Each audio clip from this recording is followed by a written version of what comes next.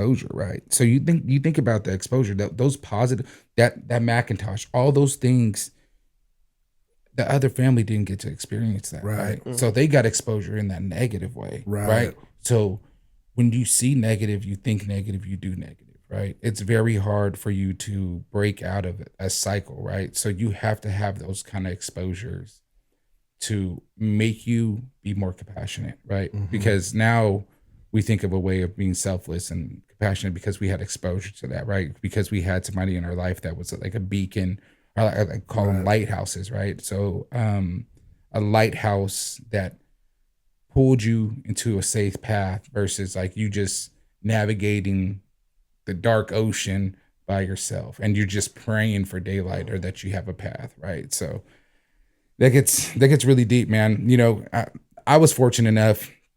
So I have had two half sisters, right? And they're with my mom. The two half sisters I have are with my mom, and now I grew up in Hunters Point originally. Like that's San Francisco, Hunters Point. And like this is in the 80s. So exposure wasn't the best. So I went to live with my dad like shortly after that. And my dad, you know, blue collar guy, not white collar. He worked at the post office. So what? I don't even know what that. He made good money. I want to say that's still blue collar. Yeah, we were lower, like middle class. I wouldn't even say middle class, like because we were still living paycheck to paycheck. Right. But I didn't know. Even when we were broke. I didn't know we were broke. You know what I mean? So my parents had a really good. They knew how to hide it, right? So.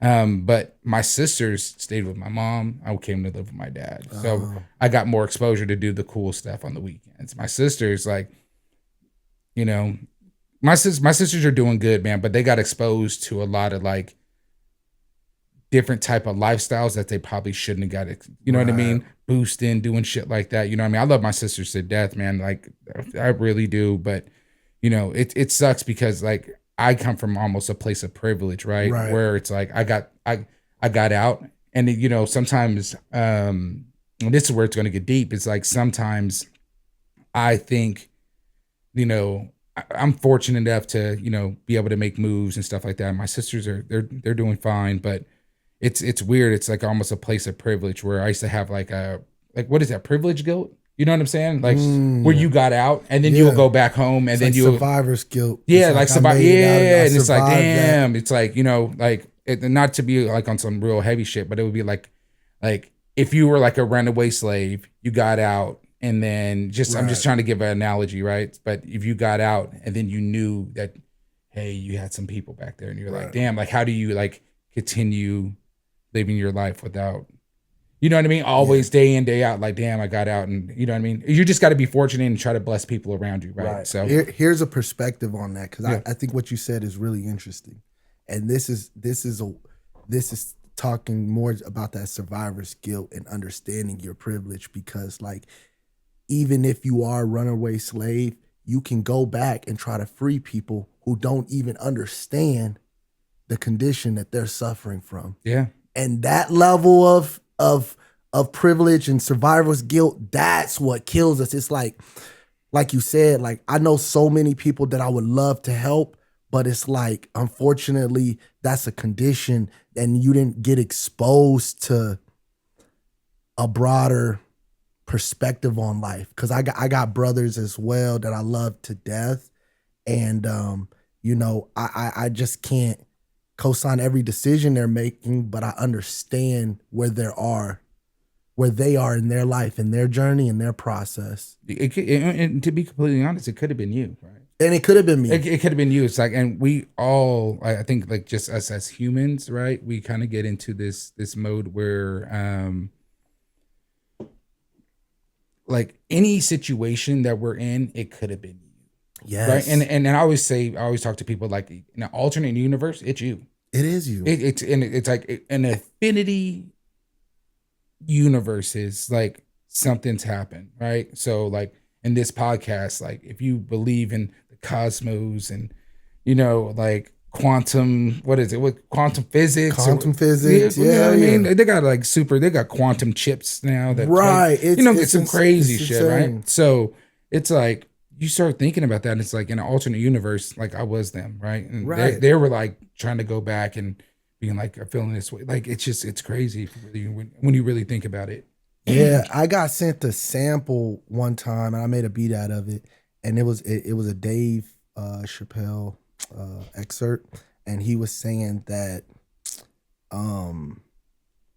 the word deserve is overused in terms of people's fortune being fortunate, because it's not, when you look at a homeless person, you can look at that person and be like, oh, you deserve to be in that position. Yeah. But it's by the grace of God that I'm not there. And it's by the grace of God. And so it's not as much about what I deserve as more as what path I've been blessed with and been fortunate to. You know what I'm saying? So it's hard for me to look at other lifestyles and be judgmental. Oh yeah, of course. Because that could have been me. And that's the thing. So a little bit about my backstory. So I lived in Sacramento. Like there was a point in time where I was homeless, bro. And I wasn't like homelessness looks different. Everybody just assumes homelessness like cardboard sign. Right. I would say that I was a functioning homeless guy, right? Yeah. Like didn't have anywhere, like I didn't have anywhere to stay my stuff, put my stuff. I would take my stuff to work. I had a bag. And I would go to work every day. And then at the end of the week, I would just buy a hotel. So, and we were kind of talking about like situations and like being blessed and lighthouses and stuff like that. So I had, excuse me, I had a friend, and I was staying at the Hotel Berry in Sacramento. So, and I was staying there. I remember I had it wasn't Cricket. What was it? Metro. Bro, I had the Metro phone, but it had the lights on it. Just dumb, because I was probably spending my money on stupid shit. I probably could have got myself out of the situation, but I remember calling him, and he was like, "Where you at?" And we were just chopping up on the phone, and I was like, "Oh, I'm staying at Hotel Berry." And I was like, "This is just for a little bit." I promise I'm not crying, you guys. Or my voice isn't cracking. No, yeah, you good, man. Yeah, but I remember his aunt overheard. He was like, "Hey, Miguel's staying at Hotel Berry," and she was like, "What?" And his aunt was like, old hood chick that got out, you know what I mean? So she knew the kind of lifestyle. She was like, "Tell his ass we're picking him up." And they came pick me up, and she was like, "You're staying here now." Like, and then she got me in school, and because of, I think we're all blessed with lighthouses, right? Yeah. So I think we're all blessed with people who put us in situations, and other ways too, right? Like put you in some situation that you can you can mess some stuff up, right?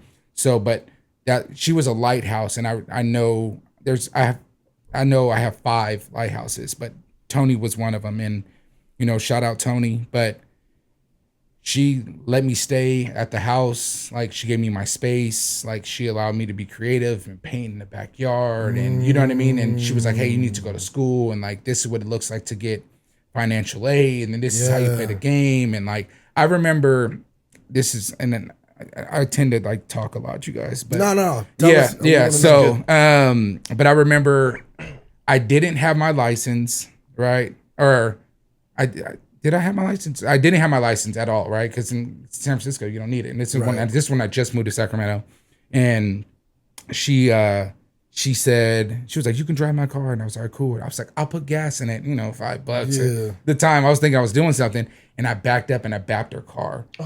Like at the gas station, it's crunched in the side. Like I would be so mad if my son did that, bro. If my son Miles, if you did this, bro, I would never. Bro, let me tell you, I would, bro. It would be really hard for me to forgive you for that, bro. We've been through it. Shout out Miles. Shout out Miles. Never sideswipe your dad's car. That's never gonna go well. And don't sideswipe somebody who let you stay in their house car, bro. So I remember going back and was like, mentally I was already packing. You know what I mean? Mentally in my house or in my head, I'm packing, bro. I'm already like, I'm going in there saying this is what I did. I'll try to pay you back, and I'm out. You know what I mean? They're gonna throw me out, and I said, "I'm back to the trap. Like I'm gonna start fucking be homeless again." But she was like, "It's all good. Don't worry about it." And I said, "What? level of compassion, bro. Crazy. What? Crazy. Bro, I don't know this lady, bro. You know what I mean? I maybe known her for, at this point, maybe like less than, I known her nephew for a long time, right? My homie, but bro. But at the same time, like even that dynamic, right? Because I say like, I know her nephew, so it was a situation like yours. You know what I mean? When she was helping out the family, she did what was right. But this wasn't the first time, and you know what I mean? Like Tony and Gary are just totally different people. Like I know that I can never be that person, right? You know what I mean? As much as like I do for like I try to do for the community and help individuals out, like I couldn't keep up that pace, bro. I couldn't be as like selfless as they are, bro. So shout out for people who are lighthouses and you know what I mean, taking in people who are going through it or helping people out when they need help. Like that's definitely. It's crazy. Not to get like super deep and you know what I mean, but yeah, dude, that's kind of where we like to be. Pause. So I really like the authentic talk, man, because I feel like behind everything great that you're doing, that Finn's doing, that I may be doing, that there's a real raw story. Yeah. And it wasn't always pretty to get to this point. And so like, honestly, I wouldn't have survived without my lighthouses. I wouldn't be as kind as if I am without my bro, lighthouses. I might be a monster. And that's why I always tell people, bro, like people will see me now and like I'm a nice guy, bro. And I obviously I'm not like perfect guy. You know what I mean? It's just I'm scumbag in some levels, bro. You know what I mean? We're all human. Like, you have your boundaries. You're not. We're all human. But like in an alternate universe, like somebody's getting robbed. Right. You know what I mean? Like seriously. I'm not that good guy. You know what I mean? Like that's what's crazy. Like I'm in an alternate universe. Like if I didn't have these beacons, like dude, like I might be wilding out here. Wilding, bro. Like who knows, bro? Who knows what that? So that's why I'm not like quick to like judge. I'm not quick to like just automatically like throw everything into a basket, right? Because like you don't know people's traumas. You don't know people's like triggers. Yeah. Well, shit that happened in their life. Yes. You don't know any like you don't know like so brand wise and you know like at Front Steps, like I really believe that every step tells a story, right? So and like every story matters, right? So like you have to, all this stuff builds you up to who you are and how you can like bless people and what you're doing in your life. So you can't, like, you know, a lot of people say like, oh, you can't skip the steps, right? If you're buying something from fucking IKEA, like you're gonna have a bunch of fucking loose screws